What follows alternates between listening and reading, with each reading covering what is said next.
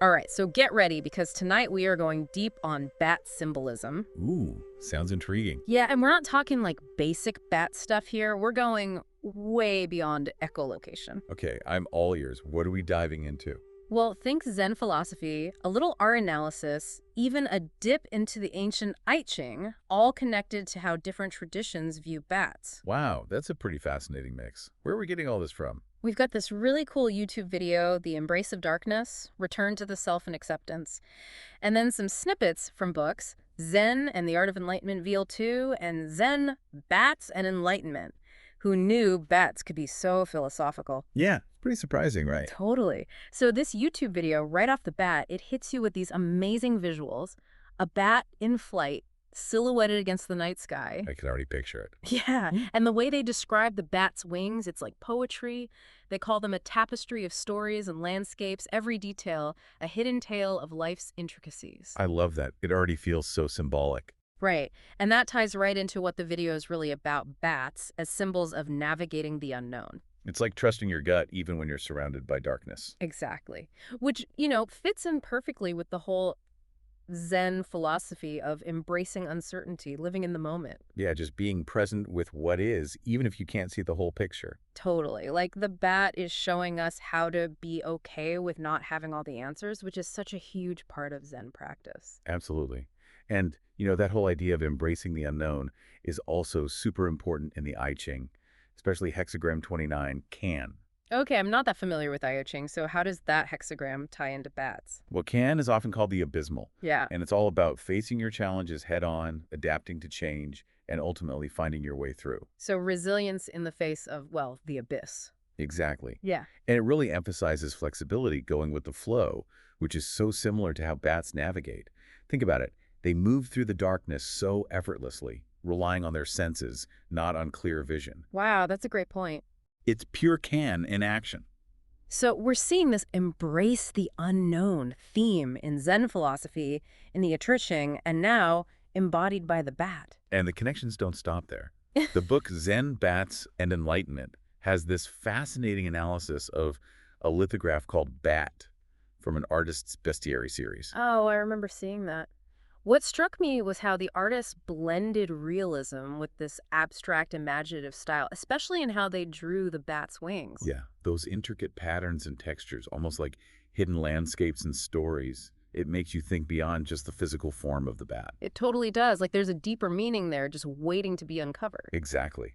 And that's exactly what the artwork is encouraging us to do, to look beyond the surface. It's like the artist is inviting us to practice just seeing, that Zen idea of observing without judgment. I see the connection. The fragmented textures of the bat's wings, those could even represent the fragmented nature of our own experiences. Absolutely. All those seemingly separate pieces that come together to form the whole tapestry of our lives. It's amazing how this one image can evoke so many layers of meaning. And imagine if we could approach our experiences with that same kind of acceptance and non-judgment that we use when we look at art. Think about how much we could learn and grow. Exactly. So much potential for deeper understanding. It's like the bat is becoming this perfect symbol for navigating the complexities of life itself. I completely agree.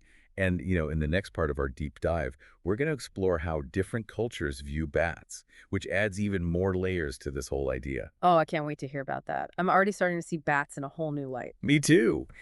It's fascinating how something as seemingly simple as a bat can lead us down such a profound path of exploration. Absolutely. Until next time, keep those bat wings spread wide, everyone, and embrace the unknown. You know that artwork we were just talking about with the bat's wings? I can't stop thinking about it, those patterns, all those textures. So powerful. It's pretty incredible how a single image can pack in so much meaning. Yeah. Just goes right to your gut, bypasses all the logical stuff. Definitely. And speaking of different ways of seeing things, I'm really curious how other cultures view bats. We talked a lot about Zen philosophy and the I Ching, but I wonder, do bats always represent darkness, uncertainty? That's a good question. Because in a lot of Western cultures, yeah, that's the common thread. But think about China, for example. The word for bat there sounds almost exactly like the word for good fortune. No way, seriously. So in China, bats are symbols of prosperity, happiness, the whole opposite. Wow, I never knew that. So the same creature, totally different meanings. It all depends on your cultural lens. Exactly. It shows you how much our interpretations, the way we see the world, it's all influenced by where we come from, what we believe. Like, there's never just one right way to view a symbol. That's a really good point. Kind of reminds me how we were talking about embracing the unknown. There's no one right way to do that either, is there? It's about being open to all those different perspectives, even the ones that challenge us. It's like we're learning to see with bad eyes, embracing all the different interpretations, broadening our understanding. I love that. And it goes right back to the whole theme of embracing the unknown. Like, just as we might hesitate to walk into a dark room, we hesitate to challenge our own beliefs. It's so true. It's like that instinct to grab on to what's familiar, what feels safe. Yeah. But the bat moving so easily in darkness, holding different meanings across cultures, it's like it's encouraging us to break free from those limitations. You're so right. And that reminds me of that powerful line from the YouTube video, the embrace of darkness, return to the self and acceptance. It says, in the end, to return to the self is to accept all that we are, light and shadow, certainty and doubt. Ooh, that stuck with me too. It's like real self-acceptance means recognizing every part of yourself, even the parts that make you uncomfortable. The light and the shadow, we can't just cherry pick what we like. It's about wholeness, right? Just like those intricate patterns on the bat's wings, it's all connected. We can't erase the past, predict the future. We got to just be present with what is. That makes so much sense. The darkness, the uncertainty, the doubts, they're all part of us. And maybe, just maybe, those so-called dark spaces are where the real growth happens. Absolutely. Because it's in those moments when we face our fears, embrace the unknown, that's where we discover how strong we really are. It's like the bat is telling us we don't have to fear the unknown, we just need to learn how to navigate it. Maybe the darkness isn't so scary after all. Maybe it even has its own kind of beauty, wisdom. But to see it, we've got to let go of control, trust the journey, know that even in the midst of uncertainty, we have everything we need to find our way. This is all so inspiring, but I'll be honest, it can still feel intimidating to actually embrace the darkness, especially when we're conditioned to fear it. Any practical tips on how to start doing that? That's a great question, and it's something we'll really dive into in the last part of our deep dive. For now, I'd say start with curiosity. Instead of pushing away those uncomfortable feelings, thoughts, try just noticing them without judgment. Approaching those dark spaces with the same openness we use when we look at art or explore a new culture. Exactly. We shift our whole relationship with the unknown, from fear, resistance, to curiosity and acceptance.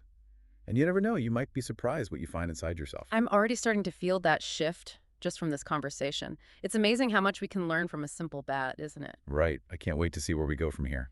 All right, so we're back for the final part of our bat deep dive. It's been quite a journey, but I'm excited to bring it all together.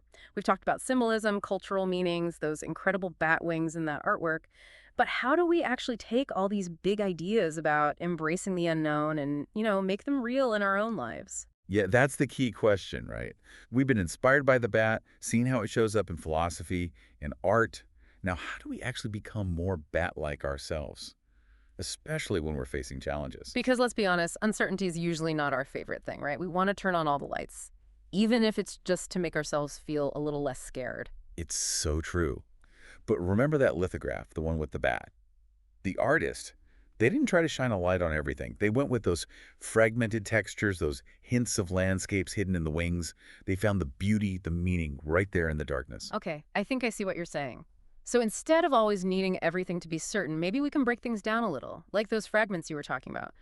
Each challenge, each moment of doubt, it becomes something to explore, not something to run from. Exactly. And it changes your whole perspective. Instead of feeling overwhelmed, you start to feel this focused curiosity. It's like how a bat uses echolocation. Yeah. It doesn't need to see the whole cave at once, just gathers info little by little, trust the process. That reminds me of how the video talked about the bat's flight, how it surrenders to the rhythm of the night, accepts not knowing everything. It's such a powerful image, right? And that word surrender, that's so important. It's not about giving up. It's about letting go of that need to control everything, to know all the answers right away. Like the bat surrenders to the darkness, we can surrender to life. Trust that even when things are uncertain, we have the strength to handle it. Okay, I'm with you so far. Embrace the fragments, trust our gut, be open to the lessons that come up. But what about when it feels like we're totally lost? Can't find our way out of the cave? What does the bat teach us then? That's where that hexagram we talked about comes in, hexagram 29 can. It's all about embracing those challenges, adapting to change. Even in the darkest times, there's still the potential for transformation, for growth. Yeah. Just like the bat, eventually it emerges from the darkness into the light. So even when it feels like we're surrounded by the abysmal, that's what they called it, right? Yeah. There's still a way through. There's always a way through. And think about how the bat navigates, not with force, but with sensitivity. That incredible hearing, the way it senses the tiniest changes in the air. We can cultivate that in ourselves, that inner sensitivity, our intuition. It's like another way of seeing, one that can guide us when things are tough. Like we're learning to become more aware of our own inner landscape, just like the bat is aware of its surroundings. So instead of freaking out in the dark, we can use those inner senses, find our way. Exactly. And those tough experiences, those moments when we feel lost, those are often the times we discover how truly strong we are. Think about how a muscle gets stronger when you push it, challenge it. It's the same with our character, our resilience, even our compassion. It all gets stronger when we face difficulties and come out the other side. This is all so inspiring. It's like we've gone beyond just thinking about bats as symbols. Now it feels like we're actually starting to embody their wisdom, in a way that we can use every day. That's the amazing thing about these deep dives, isn't it? We move from just understanding with our heads to actually feeling it, knowing it in our gut. And that can change everything, help us navigate life with more grace, more courage. Yeah, at the beginning I thought we were just going to talk about bat symbolism, but we've gone so much deeper. Zen philosophy, art analysis, the I Ching. We even talked about self-compassion, resilience. It's been amazing. It has. Yeah. All starting from a simple question, what can we learn from bats? Sometimes the biggest insights come from the most unexpected places. It's the magic of curiosity, isn't it? Takes us down paths we never could imagine, shows us hidden connections, opens up whole new worlds. So to everyone listening, stay curious. Embrace the unknown. Trust that even in the darkest places, there's always a path forward, a journey toward the light. And maybe, just maybe, a little bat wisdom to guide you along the way. So well said. And until our next deep dive, may you all navigate your journeys with grace, courage, and a whole new appreciation for the wisdom of the bat.